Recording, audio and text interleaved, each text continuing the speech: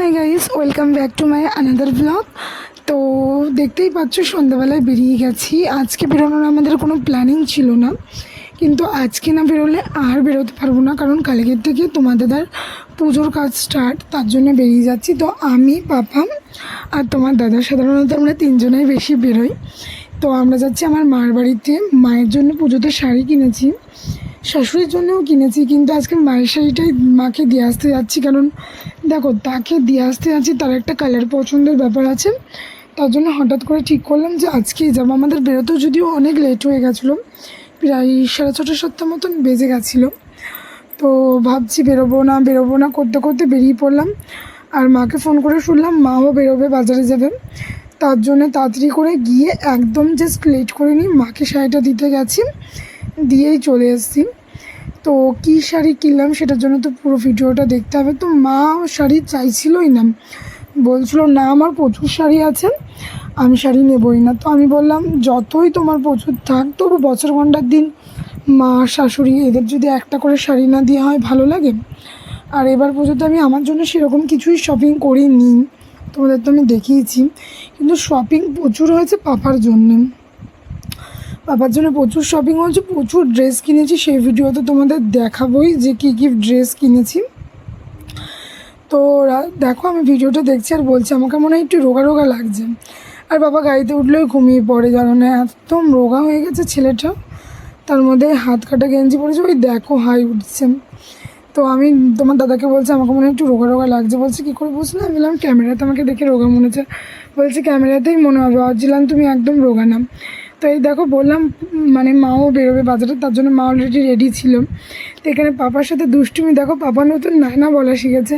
ওকে যে যাই বলুক, এটা খাবি ওটা খাবি, ও এক চান্সে না না না না করতেই থাকবে। তো এটাও নতুন না বলা শিখেছে। মা ওকে যাই বলছে, এটা খাবি ওটা খাবি, মা বলছে না না না না না। তো এসে পাপাকে জাস্ট 2 মিনিটে রেডি করিয়েছি, বাড়িতেই চুলটা বাঁধা ছিল, কোনো রকম একটা জামা প্যান্ট জুতো পরিয়ে নিয়ে বেরিয়েছি। তো এবার হচ্ছে শাড়ি, এই দেখো শাড়িটা হচ্ছে মাস্টার্ড কালার। এই শাড়িটার কালার আমার খুব পছন্দ হচ্ছে, এটা হচ্ছে লিলেন বাটিক এই শাড়িগুলিকে বলে। তো এই দেখো, আমি না এই কালারটা জানি না, আমার খুব পছন্দ হচ্ছে। আর ইনফ্যাক্ট আমার মনে হচ্ছিলো এটা খুব স্ট্যান্ডার্ড কালার, তার জন্য আমি নিয়েছি। শাড়িটা একদম সফট ছিল, নরম ছিল, যে পরবে সেও রিলিফ পাবে। চকমকি শাড়ি আমার একদম পছন্দ না।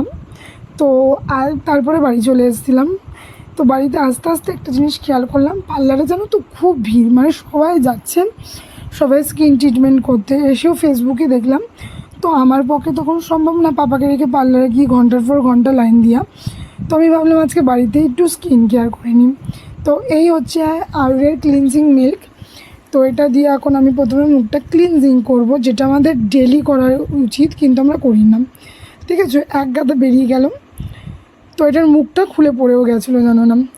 তো এটা দিয়ে ভালোভাবে মুখটাকে ডলে ডলে ঝামা ঘষার মতন, বাসন মাজার মতন ডলে ডলে মুখের দিকে যে ময়লা ডার্টস আছে সেগুলি সব ক্লিন করে নেব।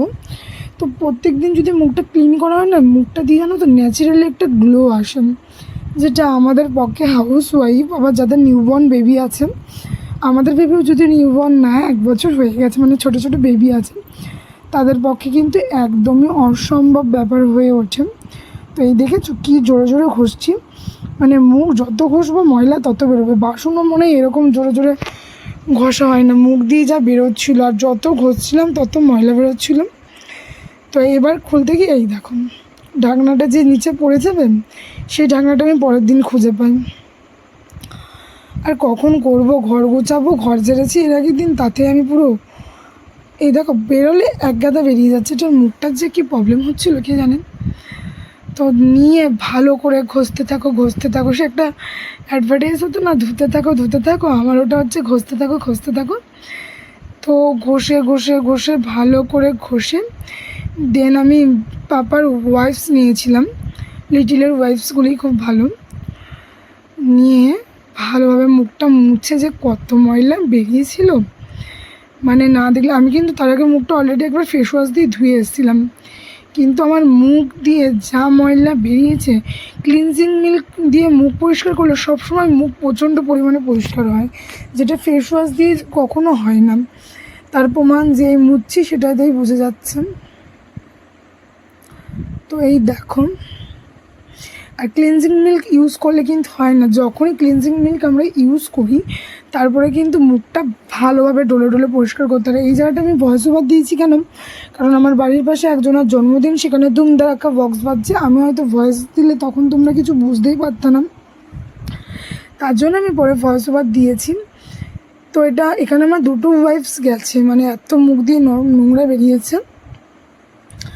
তো ভালোভাবে মুছে মুখ দিয়ে ময়লা বেরিয়ে যাচ্ছে। তো দেন অনেকটা দেখেছো মুখটা ক্লিন হয়েছে।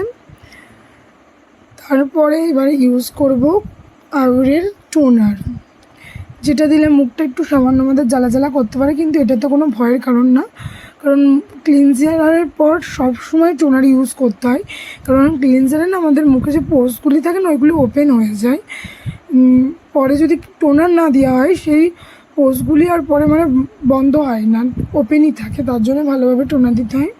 তো এগুলো অনেকেই কাটন বলের সাহায্যে দেয়, আমি অলরেডি হাতেই দিই, সেটা আমার বেশি ভালো হয়। এমন সময় জানো না, যখনই ভিডিওটা বানাতে গেলাম কারেন্টটা ভাবে যা মাথাটা গরম হয়ে যায় না।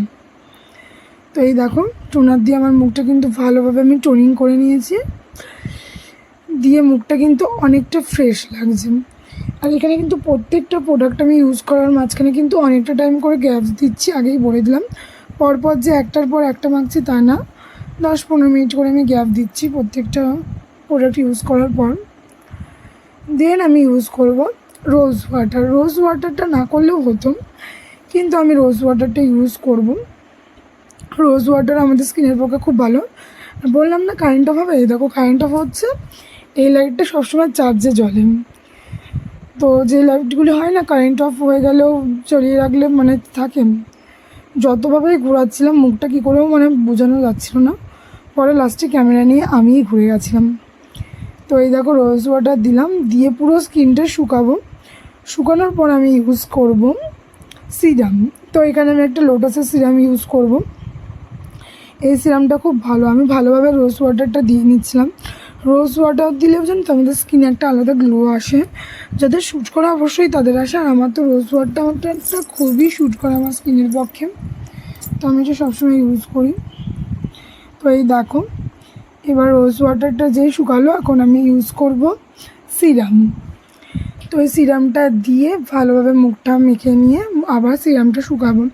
এরকম করে জানো তো প্রত্যেক দিন যদি আমরা একটা ডেলি রুটিনের মধ্যে আমাদের স্কিনটা কেয়ার করতে পারি, আমাদের কিন্তু স্কিনটা অনেক গ্লো আসবে, অনেক মানে রেডিয়েন্স আসবে, স্কিনে কোনো পিম্পল বা ট্যানের সমস্যা হবে না, স্কিনটাও টাইট থাকবে, কোনো স্কিনের অ্যাকনি বা ওই পিগমেন্টেশন কিংবা বলি রেখা যেটা পড়ে বয়সের সাথে সাথে সেটাও পড়বে না। আর বয়সের সাথে সাথে কেন পড়বে না, 25টা বছর জীবনের অতিক্রম হয়ে গেছে, আমারও কিন্তু এখন কম বয়স না, কিন্তু আমরা এইগুলি কখন করার টাইমই পাই না, যেইটুকুনি টাইম পাই সেইটুকুনি টাইম আমরা ফোন নিয়ে বসে থাকি, এটাই আমাদের যা বাজে হ্যাবিটস।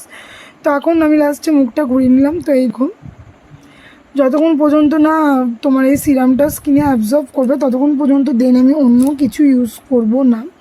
তো দেখেছো সিরামা মানে ইউজ করার পর আমার গালটাকে অন্তত বাউন্সি হয়ে গেছে, স্কিনেও কিন্তু একটা ইনস্ট্যান্ট গ্লো এসছে। তোমাদের তো দেখাচ্ছি পরপর আমি কি ইউজ করছি, এমন না যে আমি অন্য কিছু ইউজ করেছি, কিন্তু হয়তো ক্যামেরায় বুঝতে পারছো না তোমরা, কিন্তু আমার স্কিনে কিন্তু অলরেডি একটা গ্লো চলে এসছে।